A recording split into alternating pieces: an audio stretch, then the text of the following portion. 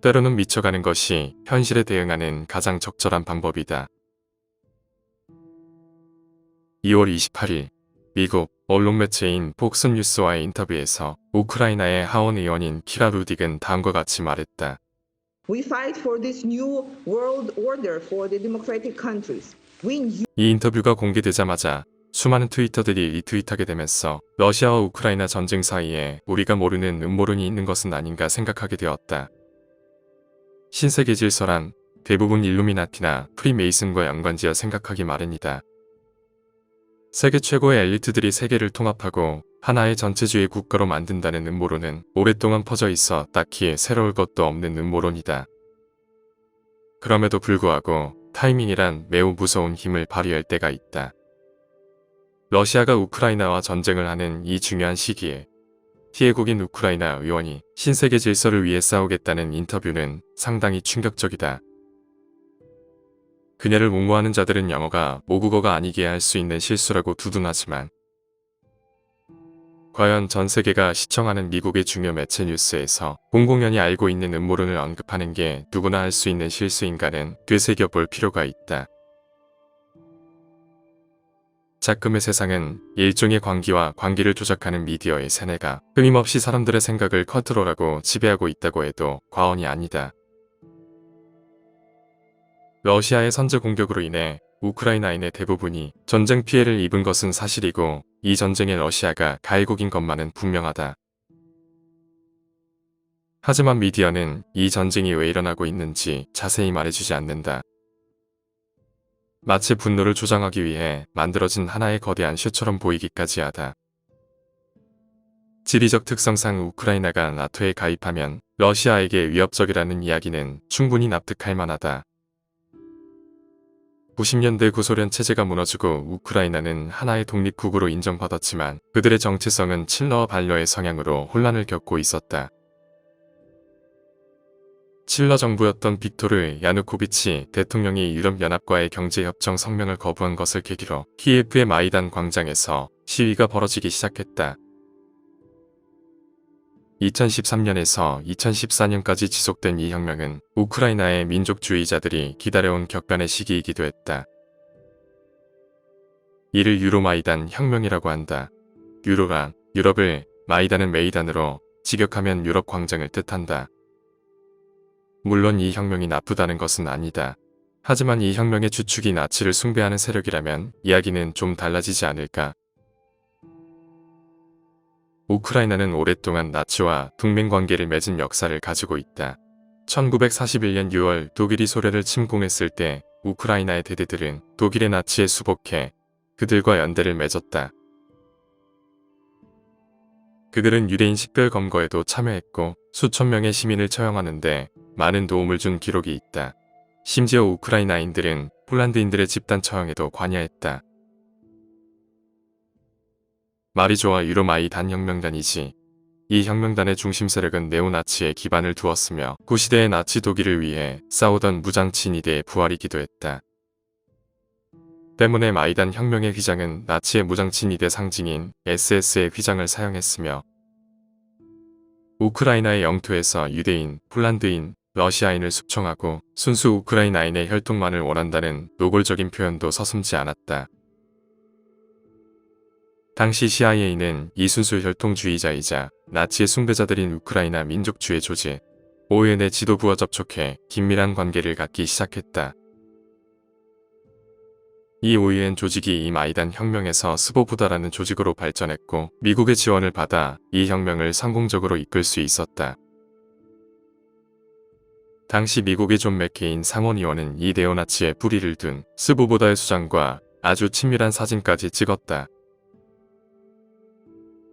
이 시위대는 반대 세력을 파이프로 공격한 다음 산채로 불태우는 일도 서슴지 않았으며 축구 선수들을 기반으로 아조프 대대라는 민병대를 조직하기까지 했다.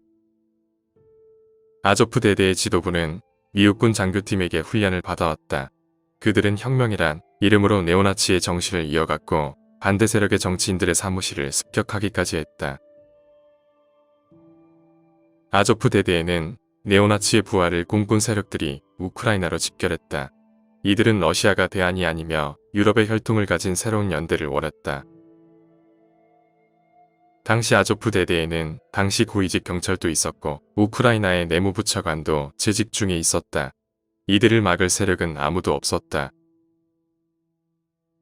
때문에 미국은 당시 우크라이나 전역을 휩쓰는 네오나치 세력의 악행에 침묵했고 가해자를 민족주의자라는 이름으로 정당화하는 데 공모했다. 미국 공화당은 우크라이나 네오나치 세력들에게 칠러 정부인 야누코비치의 쿠데타에 대항 자금으로 막대한 돈을 투자했다. 1991년 이후 스보보다는 우크라이나의 전역을 지배하고 있었다고 해도 과언이 아니었다. 1997년 레오니드 쿠츠마 대통령은 네오나치 세력이자 미국의 지원을 받아온 오유엔거 정부위원회를 설립했고 저명한 역사가들도 참여했다. 2004년 집권한 빅토르 유셴코 역시 서방의 지원을 받은 네오나치단을 주축으로 정권을 이어갔다. 우크라이나의 네오나치 혁명단에 의해 대통령이 된 유셴코는 네오나치인 스보보다에만 국한되지 않았다. 반유대주의자이며 우크라이나의 민족주의자 의회 KUN까지 합류시켜 오유엔의 전통을 이어가게 했으며 세계에서 가장 섹시하다는 우크라이나의 전 총리이자 율리에 티모셴코 역시 우크라이나의 민주주의 물결이 몰아치던 오렌지 혁명 당시 법무부 장관을 지내고 있었다.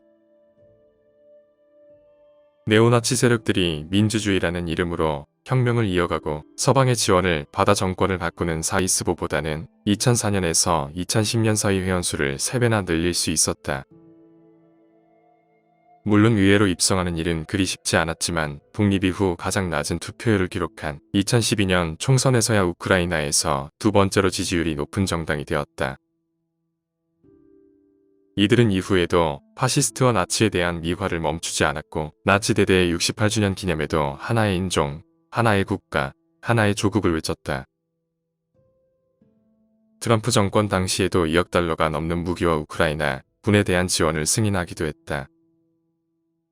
우크라이나의 연구원인 카차노브스키는 이와 같이 말했다. 현재 파시스트 조직은 세계 어느 나라보다 우크라이나가 강력합니다. 사실 서방 언론은 이 사실을 보도하지 않은데 그 이유는 이 조직이 러시아에 대한 지정학적인 문제와 깊은 연관이 있기 때문입니다. 언론사들이 이 우크라이나의 네오나치 세력을 막을 방법은 있는가 하는 질문에 미군 대변인들은 이들을 막을 장치가 사실 없다고 고백하기도 했다. 실제로 우크라이나의 신나치 방위군인 아조프는 미국의 쿠데타 자금이 없었다면 지금처럼 발전하지 못했을 거라고 시인하기도 했다. 이 문제는 결코 단순하게 봐서는 안 되는 부분이 있다. 우크라이나의 부패 지수는 세계에서 가장 높은 편에 속한다. 미국은 지금까지 국가 차원에서 세계의 여러 극렬주의자들과 테러 조직들을 키워 자신의 꼭두각시로 만드는 방법으로 영향력을 행사해왔다. 심지어 현 대통령인 모스크바의 유대인인 젤렌스키는 우크라이나의 영웅으로까지 추대되고 있는 상황이다. 러시아의 침공 이후 군대를 방문하는 젤렌스키의 사진은 꽤 유명한데 사실 이는 러시아와 우크라이나의 전쟁 후에 방문한 사진이 아니다. 1년 전 사진이 전쟁 후에 방문한 것처럼 온갖 뉴스에서 떠들고 있을 뿐이다. 다시 처음으로 돌아가자면 한 우크라이나 의원은 하나의 세계이자 전체주의를 지향하는 NWO를 위해 싸우겠다고 했고 이는 우크라이나의 민주혁명과 함께 시작된 뿌리 깊은 파시즘과 같은 맥락을 보이고 있다. 신세계 질서란 유대인들이 그 시초이며 시온의 정서를 알게 된 히틀러가 유대인에 대한 학살로 이어지게 만들었던 비밀서의 내용이기도 했다. 때문에 푸틴은 반복해서 우리는 네오나치와 싸우는 중이라고 반복하는 것이다. 이를 무슨 헛소리냐로 우스갯소리로 말할 계제가 아니다. 우크라이나의 민주주의 혁명 자체가 미국의 지원으로 네오나치의 부활과 함께 시작되었고 그 역사는 뿌리 깊다. 때문에 양국의 입장보다는 푸틴을 향한 무조건적인 비난은 마치 마녀사냥처럼 보이기까지 하다. 마치 다 같이 짜놓은 플랜처럼 러시아의 입장에 대해서 말하는 언론은 단 한 곳도 없는 것이 더 이상하지 않은가.